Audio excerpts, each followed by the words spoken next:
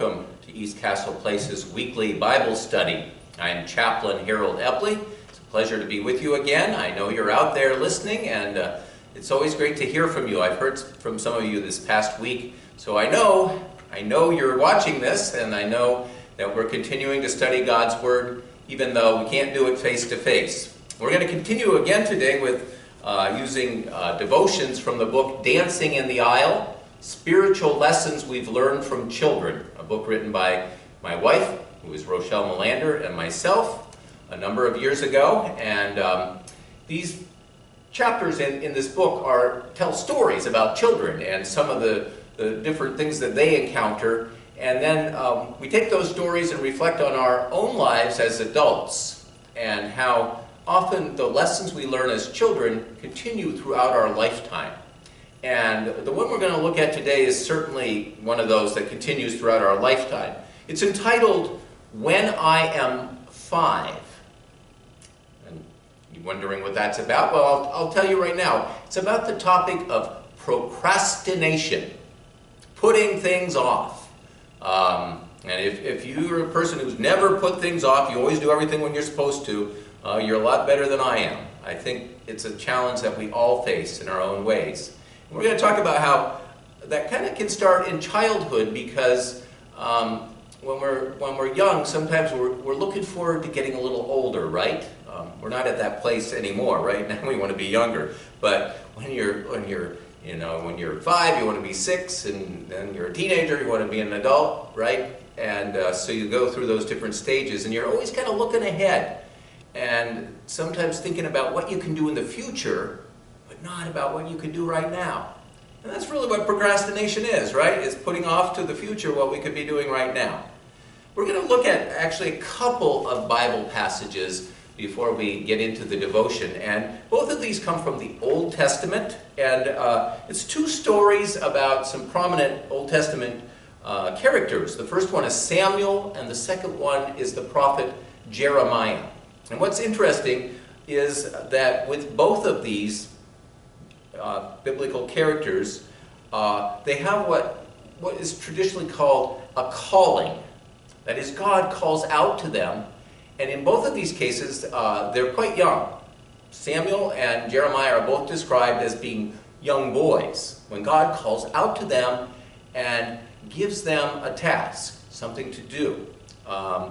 And that's interesting because we see that in a number of other stories as well. Like Moses is another example where God calls out to Moses and gives him something to do, right? So, let's start. This first story is from the first book of Samuel, chapter 3, and I'm going to read verses 1 through 10. It says, Now the boy Samuel was ministering to the Lord under Eli. And the word of the Lord was rare in those days. Visions were not widespread. At that time Eli, whose eyesight had begun to grow dim so that he could not see, was lying down in his room. The lamp of God had not yet gone out, and Samuel was lying down in the temple of the Lord, where the ark of God was. Then the Lord called, Samuel, Samuel. And he said, Here I am. And he ran to Eli and said, Here I am, for you called me. But Eli said, I did not call. Lie down again. So Samuel went and lay down. The Lord called him again, Samuel, Samuel, got up and went to Eli and said, Here I am, for you called me. But Eli said, I did not call my son. Lie down again. Now Samuel did not yet know the Lord, and the word of the Lord had not yet been revealed to him. The Lord called Samuel again a third time. And he got up and went to Eli and said, Here I am, for you called me. Then Eli perceived that the Lord was calling the boy. Therefore Eli said to Samuel, Go, lie down, and if he calls you, you shall say, Speak, Lord, for your servant is listening. So Samuel went and lay down in his place. Now the Lord came and stood there, calling as before, Samuel, Samuel. And Samuel said, "Speak, for your servant is listening." The passage goes on to talk about the calling that God gives to Samuel, the task that lays before him.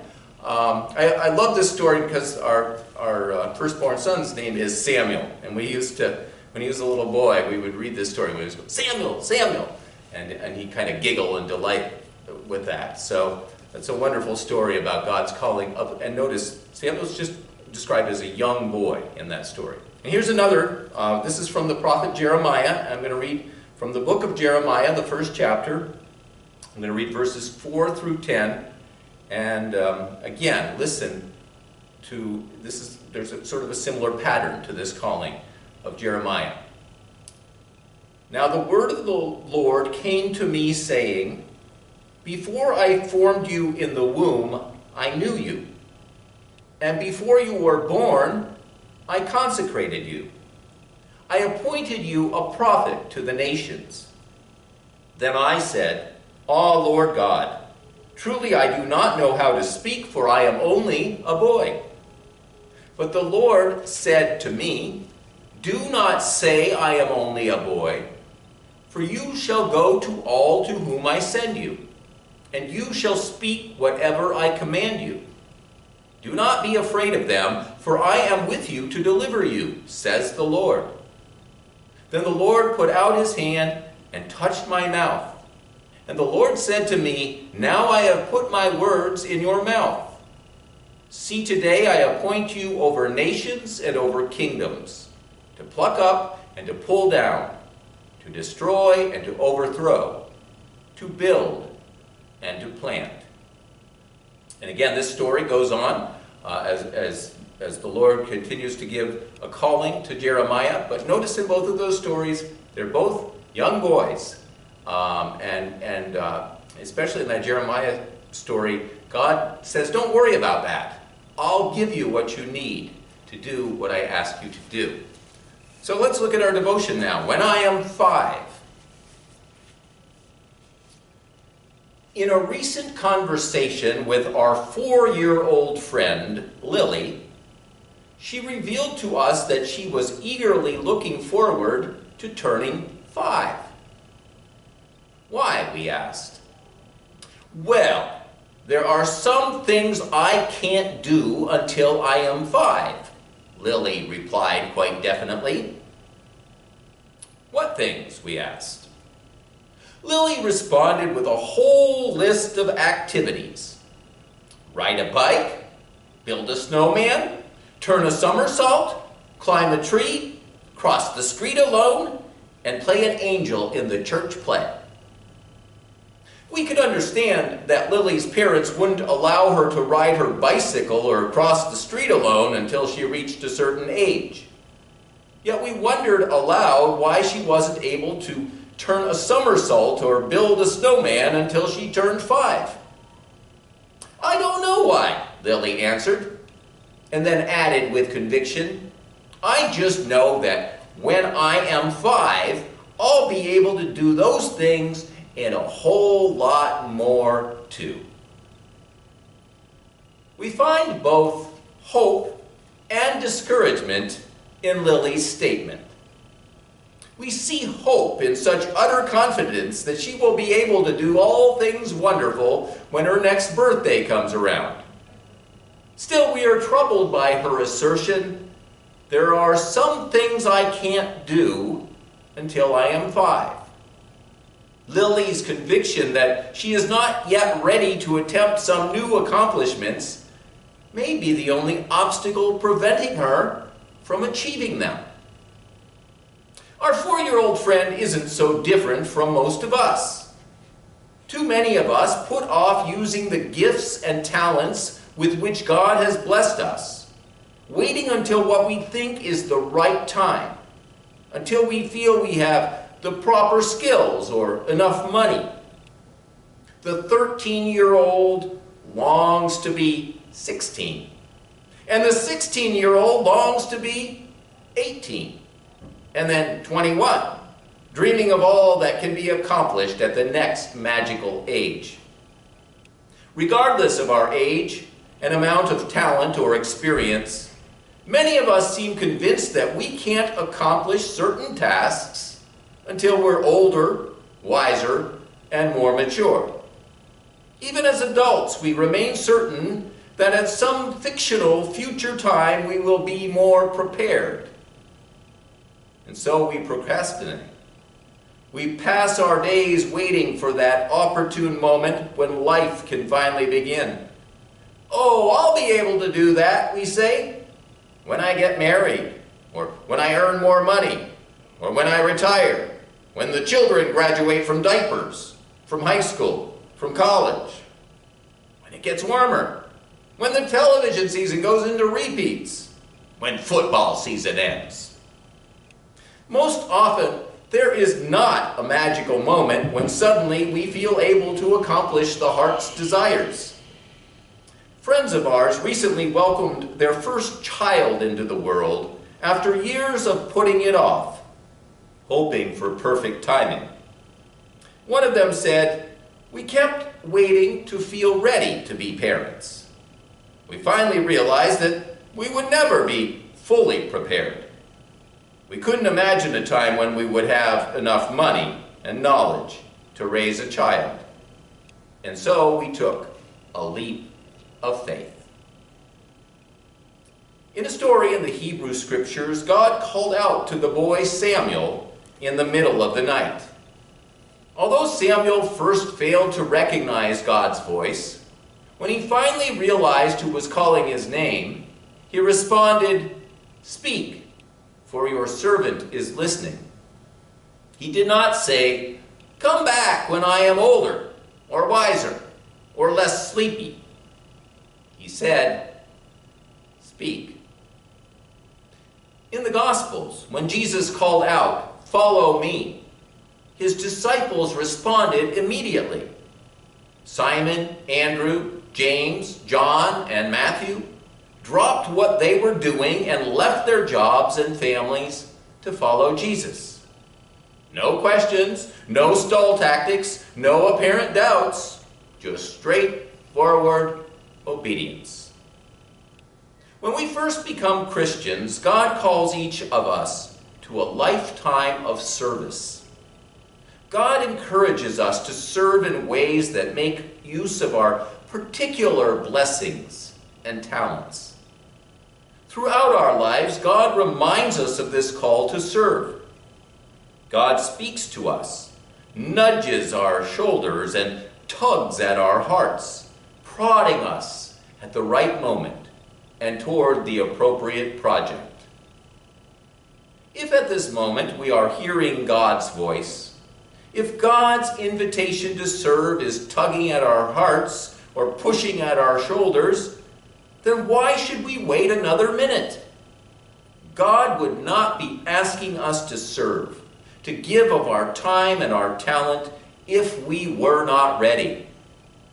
The time to respond is now, when God's voice is still ringing in our ears. All right, challenge to all of us there. Now is the time, right?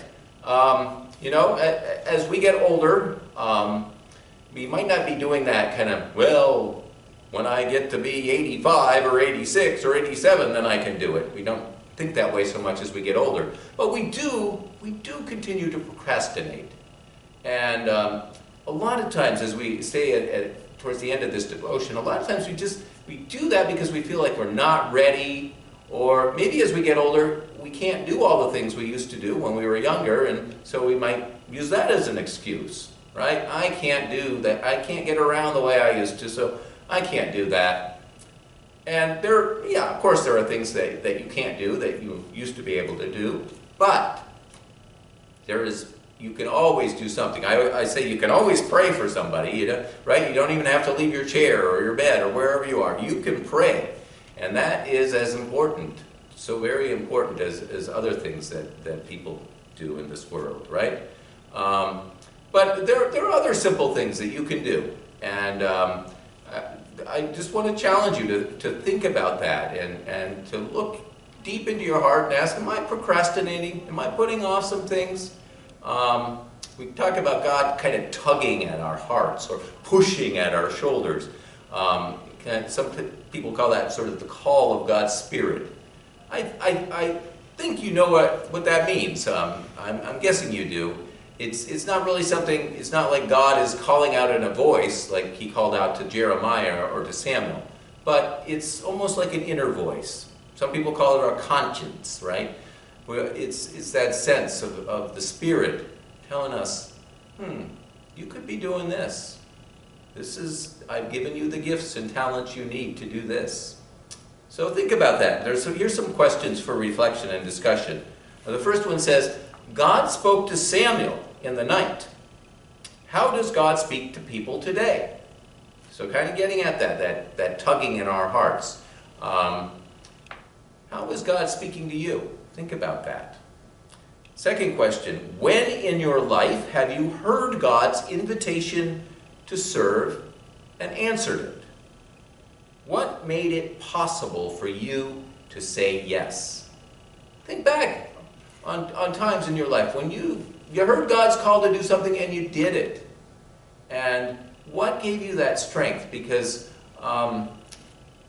what's interesting in these call stories, especially in the Old Testament, whenever God asks somebody to do something, he always gives them the ability to do it. So it's not like so if you hear a call in your heart, God's calling you to do something, God doesn't leave you on your own, right? God gives you the ability to do those things that you're feeling called to do.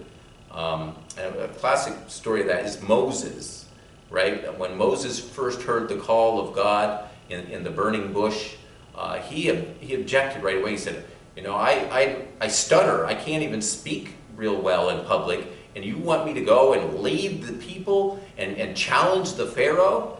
And God said, I will give you the ability. And indeed, God did, right?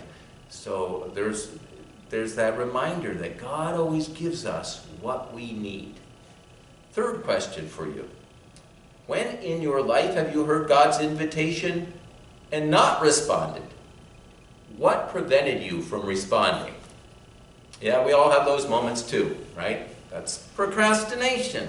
We put off doing something, and we all have our regrets when we look back at our life. Opportunities we miss. If only I'd done that, if only I'd said that, and I missed that opportunity. We all have those moments. God forgives us for them. No need to dwell on them and be upset about them now. We know God forgives us the mistakes we make, but we can learn from those mistakes. And so you can look back on those times maybe when you didn't do what God was calling you to do and think about what was preventing you. Maybe it was fear, maybe worried about what somebody else would say about it, or we all have our reasons. We come up with our excuses. But God has an answer to those excuses. God says, I can help you do it. So that's what I challenge you to think about this week. Look at opportunities that are around you. What simple little things is God calling you to do with your life, with your skills and your abilities? And you have, as I said, maybe you don't have all the physical abilities or all the mental abilities that you used to have, but you have a lifetime of experience. You have learned from your mistakes, and you have learned from the example of other people. You have learned from the experiences you've gone through, and that is a wonderful gift that enables you to do things today. So think about those. That's our Bible study for this week. I'll be back again next week with another lesson from Dancing in the Aisle. Wish you all of God's blessings. Miss seeing you face to face, but I know you're out there, and I'm glad to be with you in this way. God's peace be with all of you.